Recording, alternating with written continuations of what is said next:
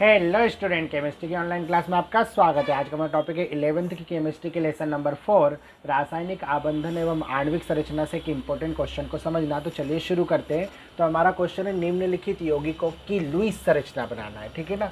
अब ये लुईस संरचना कैसे बनाते हैं? तो लुईस ने कहा था कि किसी भी परमाणु की जो संयोजी इलेक्ट्रॉन होते हैं, मतलब जो उसके बाहरी कोश के इलेक्ट्रॉन होते हैं, इन्हें बिंदु या क्रॉस से शो किया जाता है। हमने यहाँ डॉट रचना से शो कर रहे हैं, ठीक है ना।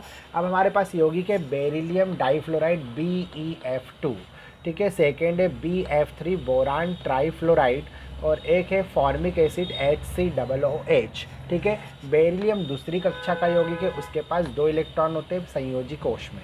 फ्लोरीन है हेलोजन, तो उसकी बाहरी कोश में 7 इलेक्ट्रॉन होते हैं। बोरान 13वें ग्रुप में, उसकी बाहरी कोश में 3 इलेक्ट्रॉन होते हैं। और फ्लोरीन तो हेलोजन है, तो उसकी बाहरी कोश में कितने? 7 इलेक्ट्रॉन होते हैं।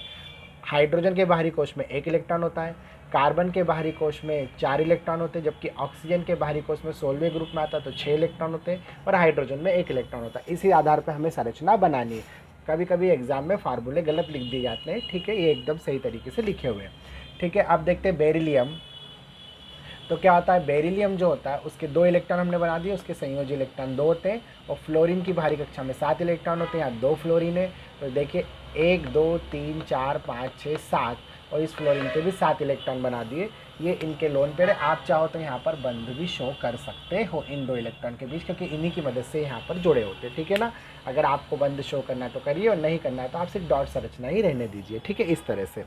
अब अगला देखते हैं BF3। तो बोरान की बाहरी कक्षा में 3 इलेक्ट्रॉन होते हैं, तो हमने बना दिए 1 2 3। और फ्लोरीन में तो आपको मालूम है 7 इलेक्ट्रॉन होते हैं, तो 2 2 4 2 6 और 1 7। इसी तरह इसके भी 7 2 4 6 और 1 7, 2 4 6 और 1 7, ठीक है। आप चाहो तो इनके बीच में बंध भी शो कर सकते हो, ठीक है, इस तरह से। और ये हो गई BF3 की लुईस संरचना। अब देखते हैं HCOOH। तो फॉर्मिक एसिड, तो इसमें केंद्रीय परमाणु होता है कार्बन, तो कार्बन को हमने सेंटर में लिखा है। और कार्बन के पास 4 इलेक्ट्रॉन होते हैं, तो हमने यहाँ लिख दिया 1 2 3 4, ठीक है। हाइड्रोजन के पास 1 इलेक्ट्रॉन होता है, हमने यहाँ लिख दिया 1। ऑक्सीजन के पास 6 होते हैं, तो 1 2 3 4 5 6, और इस ऑक्सीजन के भी 1 2 3 4 5 6, ठीक है, इस तरह से। और हाइड्रोजन का 1 इलेक्ट्रॉन, ठीक है। तो यहाँ पर आप बंध भी शो कर सकते हैं, तो यहाँ पर हम बंध भी बता सकते हैं। यहाँ पर डबल बॉन्डिंग होगी, यहाँ पर सिंगल बॉन्डिंग होगी, ठीक है ना। ये जो फॉर्मिक एसिड होता है वो असल में ऐसा होता है, कार्बन के 4 बंध होते हैं, तो एक 4 बंध से डबल बॉन्ड से इस तरफ ऑक्सीजन जुड़ी होती है, और ऊपर डबल बॉन्ड सिंगल बॉन्ड से OH जुड़ी होती है।